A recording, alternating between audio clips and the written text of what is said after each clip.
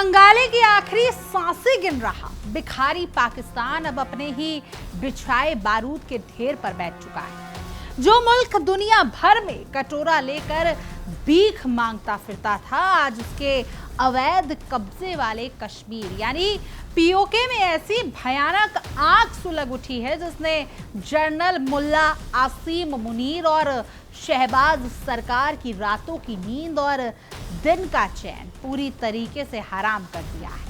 हालात इस कदर बेकाबू और खौफनाक हो चुके हैं कि अपनी ही आवाम के खूनी विद्रोह से थर-थर कांपती पाकिस्तानी फौज को अब वहां जान बचाने के लिए तख्ता पलट जैसी छटपटाहट के साथ भारी गोला बारूद और हजारों अतिरिक्त सैनिक की भीख मांगनी पड़ रही है।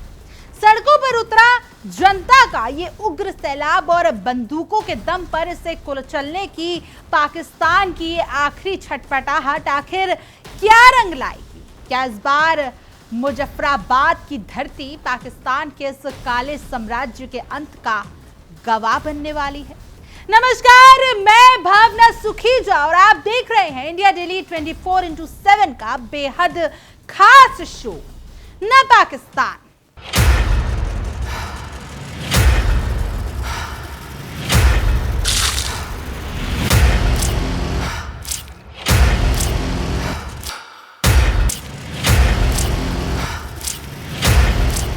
कंगाली के कगार पर खड़ा भिखारी पाकिस्तान अब अपने ही घर में लगी आग को बुझाने में नाकाम साबित हो रहा है। दुनिया भर में कटोरा लेकर घूमने वाले इस मुल्क के हुक्मरानों की औकात अब उनके अवैध कब्जे वाले कश्मीर यानी पीओके में पूरी तरीके से बेनकाब हो चुकी है। जिस पीओके पर ये सालों से जबरन हक जताते आए हैं, आज वही इलाका पाकिस्तानी फौज के लिए लोहे के चने चबाने जैसा साबित हो रहा है। हालात इस कदर बेकाबू हो चुके हैं कि वहां की जनता ने अब इस भिखमंगे हुकूमत के खिलाफ आर पार की जंग का ऐलान कर दिया है।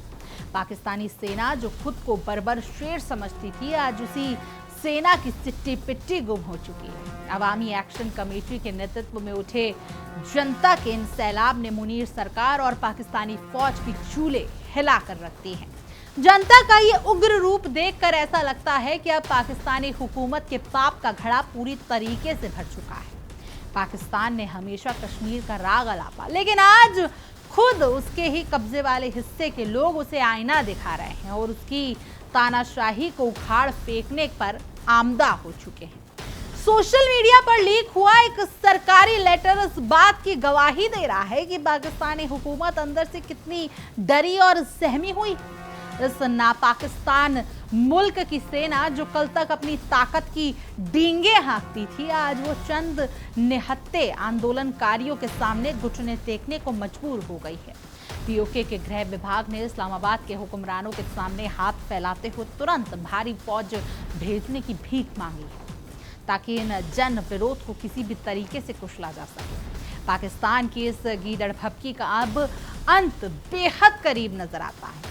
मुजफ्फराबाद से लेकर पूरे पीओके में कानून व्यवस्था पूरी तरीके से चरमरा चुकी है और वहां की आवाम ने यह साफ कर दिया है कि वो अब इस अत्याचारी शासन को एक पल भी बर्दाश्त नहीं करेंगे। सेना के लाख चाहने के बावजूद वहां की जनता ईंट का जवाब पत्थर से दे रही है और पाकिस्तान सरकार के झूठे दावों की धज्जियां सरेआम हवा में उड़ा रही है।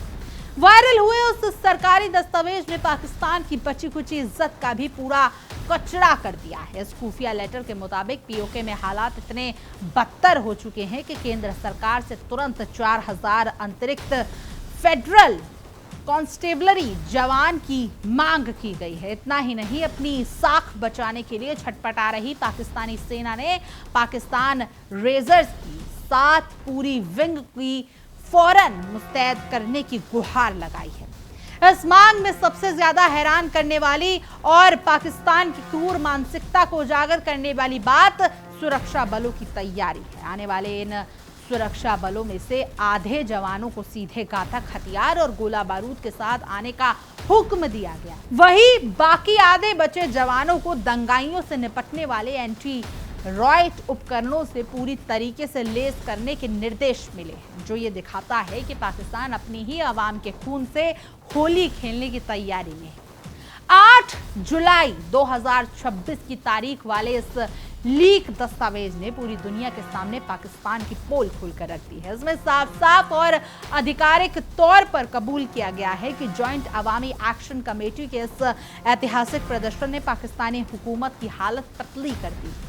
इस बिगड़ते हुए हालात से निपटने के लिए वहां का प्रदर्शन खूनी खेल खेलने और कड़े दमनकारी कदम उठाने की साजिशें रच रहा है। लगातार हो रहे विरोध प्रदर्शनों और भारी अशांति के चलते पूरे पीओके इलाके में कानून व्यवस्था पूरी तरीके से वेंटिलेटर पर आ चुकी है। इस लीक कागज में एक और बेहद चौंकाने वाला और बड़ा दाव किया गया है कि जनता के साथ हुए इस भयानक टकराव में अब तक सुरक्षा बलों के 4 जवान अपनी जान गंवा चुके हैं। इसके अलावा पाकिस्तान के 174 जवान इस आंदोलन की आग में बुरी तरीके से झुलसकर गंभीर रूप से घायल हो चुके हैं।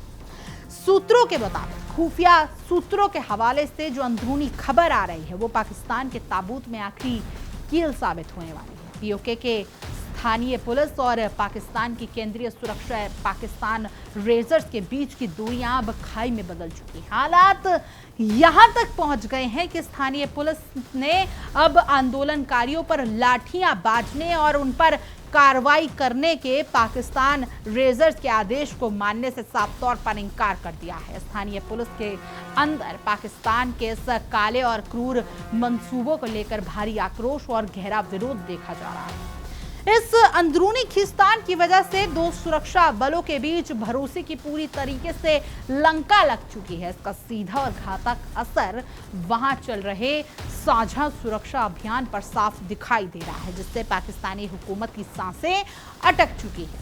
अवामी एक्शन कमेटी के खिलाफ जारी इस बड़े क्रैकडाउन के बीच दोनों सुरक्षा बलों को आपस में ही भिड़ जाना पाकिस्तानी हुकूमत के लिए कोड में खाज जैसा साबित हो रहा है। जनरल आसिम मुनीर के दूतों ने प्रदर्शनकारियों के सामने बहुत हाथ पैर जोड़े, उनके सामने गिड़गिड़ाए, लेकिन स्वाभिमान की लड़ाई लड़ रहे पीओके के लोग अपनी मांगों से 1 इंच भी पीछे हटने को तैयार नहीं हुए।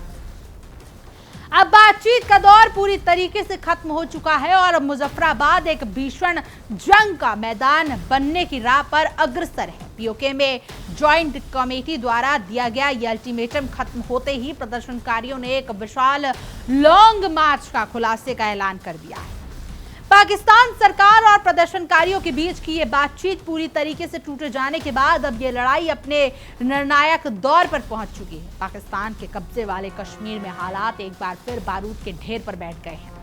जॉइंट अवामी एक्शन कमेटी ने पाकिस्तान के भीख मंगे हुक्मरानों को दो टुक लहजे में साफ कर दिया है कि अगर उनकी जायज मांगे तुरंत नहीं मानी गई तो पूरे पीओके में ऐसा आंदोलन शुरू होगा जिसे संभालना इस्लामाबाद के बस की बात नहीं होगी। जॉइंट कमेटी ने निकम्मी सरकार को यानी शहबाज सरकार को अपनी 38 सूत्रीय मांगों को पूरी करने के लिए 48 घंटे का आखिरी अल्टीमेटम दिया था। इन मांगों में बेहतर प्रशासन, कमर तोड़ महंगाई से राहत, बदहाल कानून व्यवस्था में सुधार, स्थानीय प्राकृतिक संसाधनों पर वहां के लोगों का पहला अधिकार और जबरन गिरफ्तारी किए गए बेकसूर कार्यकर्ताओं की तत्काल रिहाई जैसे गंभीर मुद्दे शामिल थे।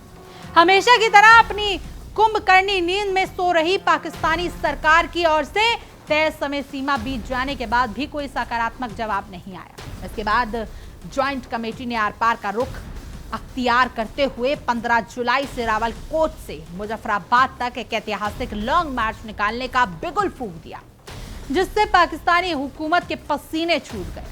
रावलकोट जिला प्रशासन ने भी इस 15 जुलाई के नए लॉन्ग मार्च की घोषणा की कि आधिकारिक तौर पर पुष्टि कर दी। हालांकि डरे हुए और सहमे हुए पाकिस्तानी अधिकारियों का कहना है कि फिलहाल यह सिर्फ एक घोषणा है और जब प्रदर्शनकारी वास्तव में सड़कों पर उतरेंगे तभी हालात के अनुसार आगे की रणनीति बनाई जाएगी।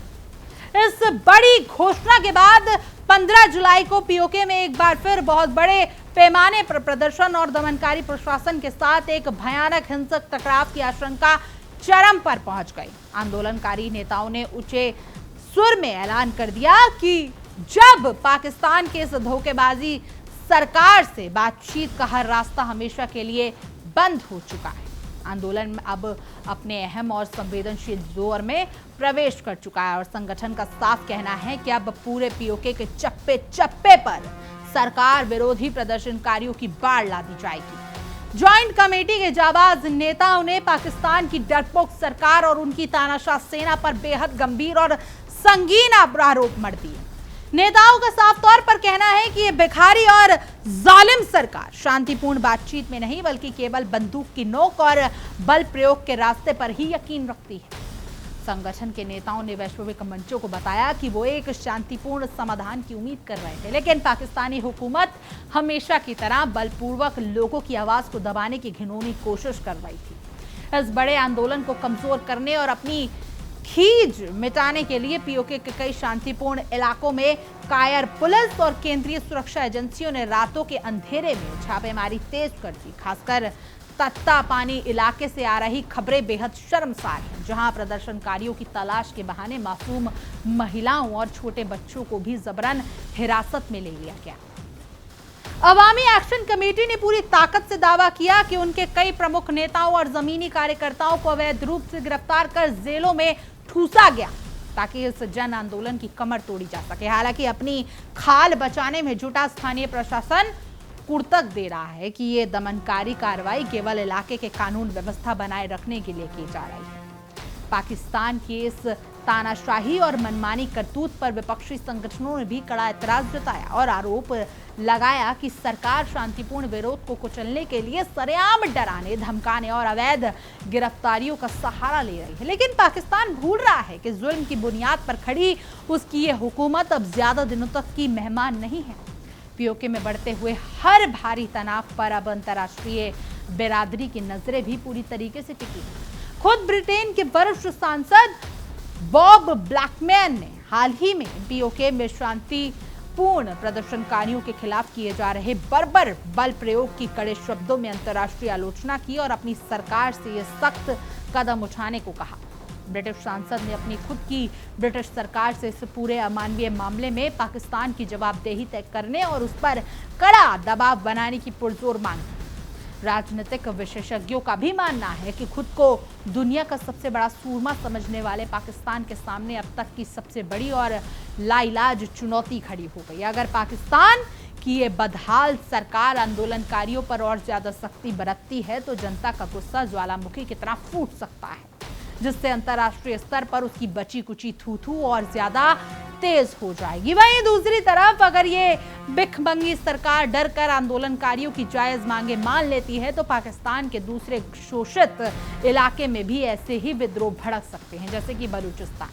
फिलहाल ज्वाइंट अवामी एक्शन कमेटी अपने चट्टान रुख पर पूरी तरीके से कायम है और उसने सीधे तौर पर यह चेतावनी दे दी है कि जब तक उसकी सभी मांगे पूरी नहीं होती और जेल में बंद उनके साथियों को बिना शर्त रिहा नहीं किया जाता, तब तक ये इनकलाब जारी रहेगा। बातचीत के सारे दरवाजे बंद हैं, गिरफ्तारी का दौर जारी है और दोनों में से कोई भी पक्ष पीछे हटने को तैयार नहीं है। अपनी ही हरकतों से अपनी लंका लगाने में माहिर पाकिस्तान आज पूरी दुनिया के सामने बेनकाब हो चुका है।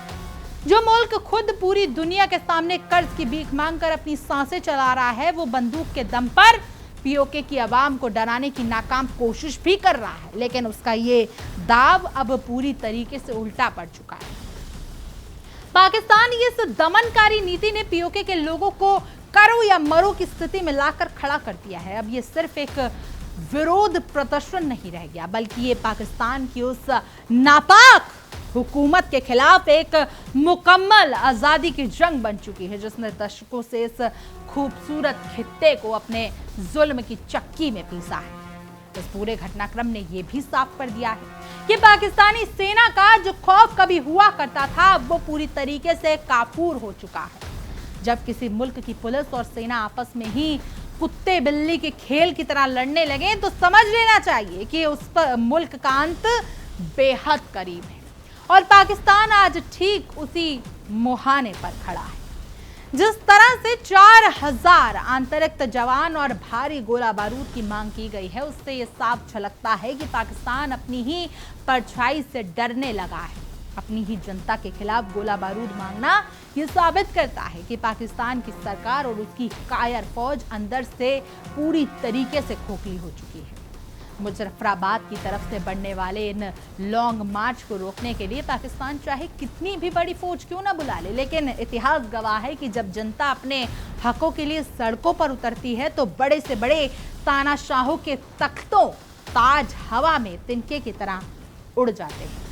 पाकिस्तान आज अपने ही बुने हुए जाल में पूरी तरीके से फंस चुका है, जहां एक तरफ कुआं है और दूसरी तरफ खाई। अंतर्राष्ट्रीय स्तर पर हो रही थू-थू और अंदरूनी बगावत ने इस तथाकथित परमाणु संपन्न मुल्क की हकीकत को दुनिया के सामने तार-तार करके रख दिया है। आखिरकार इतिहास खुद को दोहरा रहा है और पाकिस्तान के पापों का हिसाब अब खुद पीओके की जनता चुकता करने जा रही है। अब देखना यह होगा कि 15 जुलाई को शुरू होने वाला यह ऐतिहासिक लॉन्ग मार्च इस भीखमंगे और जालिम मुल्क के भूगोल और इतिहास को किस तरीके से बदल कर रख देता है। साफ है कि पाकिस्तान के कब्जे वाले कश्मीर में अब दमन और तानाशाही के दिन पूरी तरीके से गिनती के बचे हैं। बातचीत के रास्ते पूरी तरीके से बंद होने लगे हैं। लगातार होती गिरफ्तारियों और दोनों पक्षों के अड़ियल रुख के बीच पीओके एक ऐसे महासंग्राम की ओर बढ़ रहा है जो पाकिस्तानी हुकूमत को हमेशा के लिए घुटनों पर ला देगी।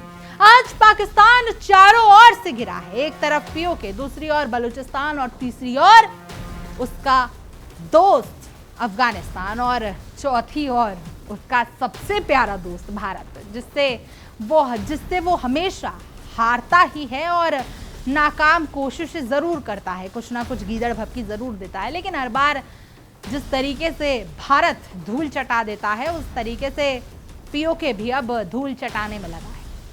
खैर, आपकी इस पूरे मुद्दे पर क्या कुछ राय है, कमेंट करें और जरूर बताएं। और तमाम देश और दुनिया की खबरों के लिए आप देखते रहिए इंडिया डेली और हमारा बेहद खास शो न पाकिस्तान। देखिए इंडिया डेली 24/7 अब आपके स्मार्ट टीवी पर। इंडिया डेली मौजूद है सभी डिजिटल प्लेटफॉर्म पर लाइव और लगातार। इंडिया डेली 24/7 हर दिन राष्ट्र को समर्पित।